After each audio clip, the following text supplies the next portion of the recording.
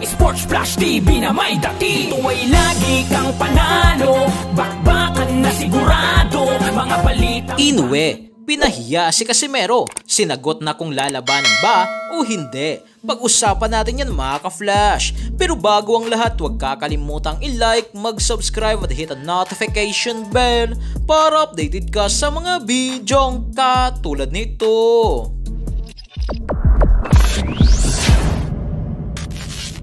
So nasa isang buwan na lang nga po mga ka-flash at magaganap na ang unang laban ni former 3 Division World Champion, angas ng Pinas General Cuadro alas Casimero versus former World Title Challenger Saul the Beast Sanchez ngayong taong 2024. Subalit ang bukang bibig nga po ngayon mga ka-flash ni Casimero ay walang iba kundi ang pound for pound rank number 2 sa buong mundo at kasalukuyang super bantamweight undisputed world champion na Naoya the Monster Inoue, na kung saan sa latest na banat ni Casimero kay Inoue ay ipinakita nga po nito ang kanyang mga hawak na titulo na kanyang napanalunan sa kanyang boxing career.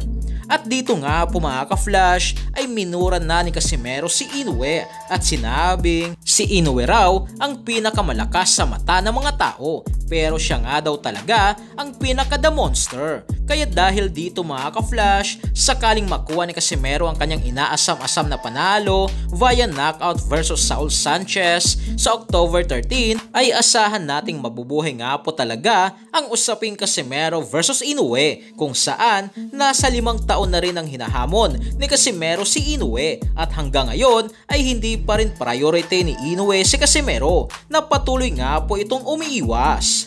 Dahil nga po dito mga ka-flash, sa banat ni Casimero kay Inoue ay sumagot nga po ngayon si Naoya the Monster Inoue na ibinalita naman ng Yahoo Boxing News Japan na ayon dito ay gusto naman talaga ni Inoue labanan si Casimero, subalit sa ranking ng kanyang mga gustong makalaban ay rank number 11 nga po dito ang angas ng Pinas. Habang ang numero 1 nga po talaga na gustong makalaban ni Inoue ay walang iba kundi si Sam Goodman na rank number 1 sa IBF at WBO, habang si Murodjon Akhmadaliev ay nasa ika-4 na pwesto lamang, habang si Casimero mga ka-flash ay rank number 11. Dito kung ganito nga po mga ka-flash, kalayo ang ranking ni Casimero sa listahan ni Inoue ay sobrang napakalabo nga po nito ngayon at magbabago lang po ito mga ka-flash at mas mapapalapit si Casimero kay Inoue kung mananalo ito sa mga laban sa pinaka-impresibong panalo at ipag-utos mismo ng mga sanctioning body na WBO, WBA, IBF at WBC.